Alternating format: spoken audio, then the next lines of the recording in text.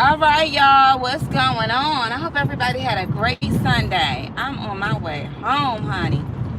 I had an awesome day today. Can't complain, can't complain. My steamer that I steam my clothes with, I dropped it, and so I was trying to go look for a new steamer, but I was able to find other things in the mist. Thank you, Jesus. But what I want to discuss and what I want to talk about was on my mind, because like I said, I've been really focusing on other things that I find very, very interesting, like our thoughts create reality. You know, the Bible talks about those things, the atoms, and I was listening to some of the things yesterday, Einstein theory and all of that good stuff. But one of you ladies has sent me an email, and I didn't even know you sent me anything until I checked my email. And it was a study about women who said that they would never date married men. And I also want to discuss too, because I had to tell someone a couple of days ago not to deal with this married woman who her husband just put her away, and this person was already lusting after her. And I said, no, God is going to bless you with your own wife. Don't even look at that, you know. And so when the husband put her away, and all of a sudden she coming back around like a cat in heat trying to holler, and I'm trying to tell him, this is going to be your downfall, that married woman. Do not touch that. I'm trying to tell you, I'm trying to tell you, I'm trying to tell you. And he's smiling like a Chester cat, and I'm like, I'm trying to tell you, I already see it. That's going to be your downfall. So of course I got a lot of things to discuss. So this was a very interesting article, because the women were discussing why they would never date a married man because of their experience of dealing with not married man, of, you know, he's married, but their experience dealing with a divorced man, a man who says they're divorced. One lady, one thing she said was very interesting is that she could never be his first of everything. Meaning if they get married, he already got married before. So to him, it's so taboo. First time honeymoon, he already went to the honeymoon, so it's taboo. And then one lady was talking about the children. She felt like she was a nanny. The children, let me tell you something too, like the kids will buck at you like, who are you? You not my mother. Back up. You know what I'm saying? What I've noticed, especially like my dad, when he went ahead and married again and had other children, the youngest ones are, you know, disrespectful to my father. And so the oldest ones and the younger ones, we go back and forth. And my youngest sister, she would say things to my father like the other side of the family. So it creates family side issues. But we knew this with Abraham, you know, in the Bible with his two sons. You know, that's why Sarah had to tell him, you're going to have to get rid of him and the mama, pretty much, because it starts friction. But anyway, this article was really, really interesting, and I wanted to really kind of go over some of the things that these women had said. So I'm just kind of like highlighting some of them right now. But one lady was like, you'll never be the first. He already been through that. The children will treat you a certain type of way. You will always feel like you're not number one, like you're not his first priority because the children are there. And to be honest with you, you're never going to be the first priority. Because whether or not somebody wants to really believe this lie, but when you went down the aisle for the very first time in your life, and this person went down the aisle for the very first time, you both pledged together till death and became one flesh. So regardless if this woman is on the other side of the world or whatever like that, the new woman could never replace that. She can't possibly, because and we discussed this before, that what they don't understand is that there is a power that's unseen that's given over to the wife and given over to the husband, so you can never get that. So that's why I say to myself, not I say to myself, that's why, unlike everyone else, I'm not going to be in denial. You want me to lie about it, and I was even explaining to this person, like, you got to understand that this husband and this wife is one flesh. No, it's a contract. I'm trying to tell you, it's not a contract. They are literally one flesh. I would be lying, and I told y'all this before. Like, I'm not even going, I'm out of the game because my husband is still alive. So I wouldn't even be on the dating scene trying to search for something to be one flesh with me when I'm already one flesh with somebody else. And the thing about it is that a lot of people, when I say that, they may hear, oh, you're being desperate, you just won't move on. I am moving on. That's the catch. That's the catch. And I'm having a real good time. That's the crazy part about it. Like, I'm learning me, and I'm learning all these type of things, and I'm going for mine and having a real good time at it. And I'm like, you know what? This wasn't, oh, what is this? Oh man, it's the animal stuff all in the streets. Oh, I'm on like a whole nother level right here. So so these women were basically saying, like, and another thing too, you feel like, one lady was basically like, she felt like the mammy, like everything she was doing, she was cooking and cleaning for the kids. And one of her boyfriend, the divorced man she was dating, when the kids had to put something down on the piece of paper, they would say things like, in reference to her, my father's caretaker.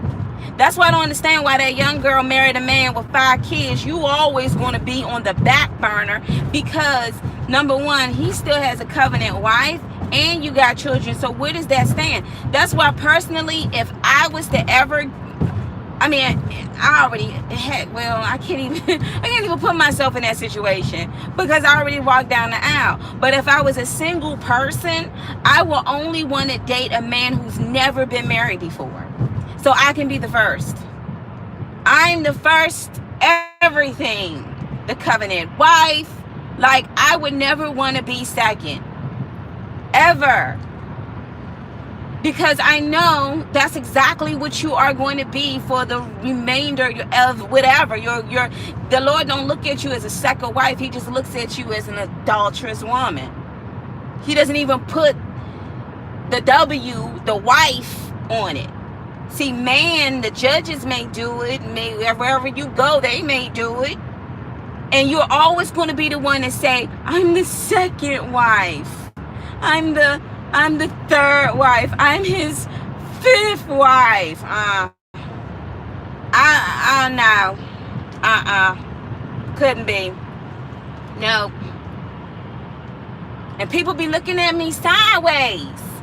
People be looking at me sideways, and it's so crazy. I'm like, why look at me sideways? Look at what y'all going through. You settling for I couldn't even say leftovers. You settling for a shared body, a shared flesh. That's crazy. That's nuts. It's ludicrous. So these women, they were like, I'll never date a divorced man. Nobody, you wasn't supposed to touch that. That's why the Bible tell you don't do it. And you didn't enjoy it the whole time. You were sitting up here trying to play house. I was cooking, I was cleaning. His children was disrespectful because they know you're not his mother. They know you're not their mother, and you would never be their mother. They're going to be nice to you. They may be a little kind to you because you give them things and stuff, but they always going to look at you like you're not our mother. You're not my mother. Like my daughter, that's why I don't bring no man around, because you're not her dad. I don't even open the door to be sitting up here playing house because you're in denial. See, that's what I call desperate measures, man. Desperate people would do crazy stuff, man. And I'm gonna tell you something. When I was trying to tell this dude, do not. I saw the thing smiling all up in his face, and I'm like, you ain't even. The crazy part about it, y'all know we talk about the covenant marriage. Sorry, y'all, I don't even know how long I've been talking when we've been disconnected. We've been disconnected for a minute. I looked over like, oh snap, I'm offline. But yeah, so you got a lot of women out here that will put their children on the back burner to try to chase after something new. And the amazing thing about this person and this adulterous woman that was coming at him, he was basically trying to defend her of, no, her husband is just treating her wrong. I'm like, look, let me tell you something. This is some real stuff. Homegirl don't even have her paperwork put in. And you know me, it don't even matter if she had the paperwork. But if she didn't even go and put in for a divorce, just leaving her husband 3 weeks ago, and she's in your face, what type of woman do you think she is? She's been doing that. She's been doing that. And that's probably the reason why her husband put her away. And then she's trying to sit up here and search for things. But what I'm trying to tell you is, if you want God's hand to be with you, you better not look at that, lust at that, or even entertain it. Because the crazy part about it is that the husband spoke to you about the situation with the wife. So he basically was telling you the issues that he was dealing with and his thoughts, and confided in you. And just for him to turn around and see you with his wife, I said, man, you messing up the brother code. I said, get your own wife, and she'll be much better looking than her. Get a classy one who's after God's heart. Don't lust after that. And I told him, I said, you ever seen that movie Beowulf? All them kings fell, man, because they were chasing after some adulterous, evil woman. I said, you got to understand that when God has a mission for you, here come the devil always trying to send you some demonic man or some demonic woman. I don't even open the door. I don't even entertain it. That's why I keep my ring on. I keep my ring on. Don't you see from afar, man, that's a ring on, you know, okay, have a nice day. Shoot, I'm on a mission right now. And I'm enjoying myself. That's the crazy part about it. I got more peace than I've ever had in a very long time. So, and I know my husband be looking at these videos, and at first you was probably thinking like, my wife is still like, hold up, she's having too much fun now. She's enjoying herself. Yep, I am. And I know that, you know, I can't go wrong if I'm doing everything right. But I'm trying to tell you. So these women were sitting up here. Let's go back to the article. So these women were talking about, I would never date a divorced man ever again. Because it's true, they're like damaged goods. Because it's like they're one flesh with their wife. Even though, like, one lady said this, and this was really crazy. Not crazy, but it's true. He said he met the wife. She met the wife, and those two were so nice and so kind that she was like, why the heck did y'all even get a divorce? I said, ooh. She's seeing this loving relationship between a husband and a wife, and she's just like, so what am I? Do you expect me to own up to be like her?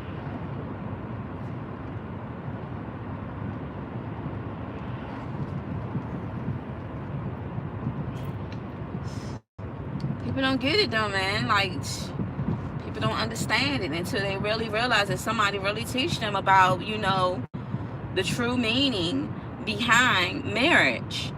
It's not like you can get rid of this person. You are married until death. And I be telling other people, don't touch that, man. All right, you wondering why you sitting up here and you got curses and stuff. And I even tell this, Slim knows, I haven't spoke to my husband in 4 years. Look at my walk now. And the only reason why I'm not committing adultery is because the hand of God snatched me. So for you to be doing that, shoot, man, you crazy. Oh, that's what I need. I need to get some of those candles, how they be having little candles in their window. But yeah, these women was like, I would never date a divorced man. Shoot, I would have never dated on daggone divorced man. You got kids too, and they disrespectful too. Go back to your wife, you and your kids. I was always one, nope, I want to be the wife. I don't want to be no second. I don't want to be no third. And no, I walk down the aisle with somebody across town, and if it's not, the Lord says you remain unmarried or reconciled. So in my case, unmarried. Ain't nobody gonna be coming around here trying to play like you my husband or daddy, please. I'm not in denial. That's the thing. I'm not in denial. Got things to do. I'm not in denial. Alright, I made it home. Thank you, Jesus. Some people be in denial.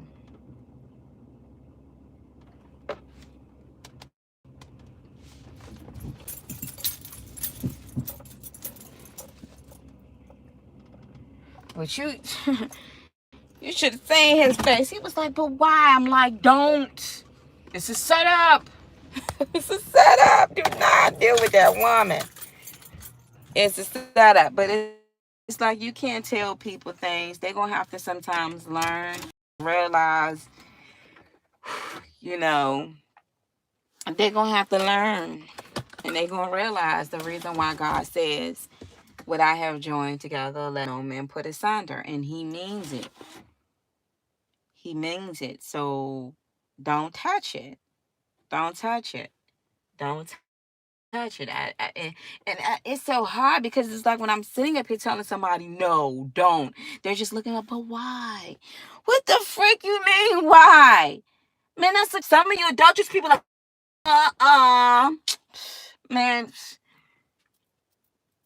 I don't think people, that's why I be like, you know what? There's more to life than just marriage. There's more to life than just the intimate part. There's more to life than just what you perceive, what you want to have. You have a lot of women that came in between a marriage because they thought, I can do a better job than the wife. Type of emptiness about him, like fire in his eyes, and like how he would talk about his wife. And I was just like, that's because that power was given to his wife. See, if you read the Bible says that the husband renders power over to the wife, and the wife renders power over to the husband. There is a power that has been given in exchange, that they're both one flesh. You don't have that power. So, I mean, like I said, I'm not in denial. I'm not going to be with someone else. I'm like, I can't give you that power and you can't give me that power. One day you're going to wake up and realize you committing adultery. And I'm not going to hell for adultery. So let me just stick back and I'm going to chill. Remain unmarried or reconciled, which means I cannot marry another. Remain unmarried or reconciled. Some people not gonna understand it. That's because when you living in an adulterous generation, most people don't get it. But daggone it, I'm sitting up here looking at this in the action, like this lady. I'm like, it ain't even been 4 weeks, and you separated from your husband, and you sitting up here trying to holler at this man, and I'm like, right where your husband works at. I'm like, whoa, this is just on a whole, but I'm looking and I'm like, don't even take that bait right there because that's a setup. That's a set up. That's why I tell you, you married men, don't tell every man about your issues with your wife, because secretly it could be a man lusting after your wife and wanting to be with your wife. That if he coaches you, yeah, go ahead and put her away. I mean, she ain't doing nothing. She just in the third. And as soon as you listen to horrible counsel and put her away, then this man is trying to go after her. Then this woman is trying to go after the husband. Oh, what did he do, girl? And then next, she's sleeping in the bed with him.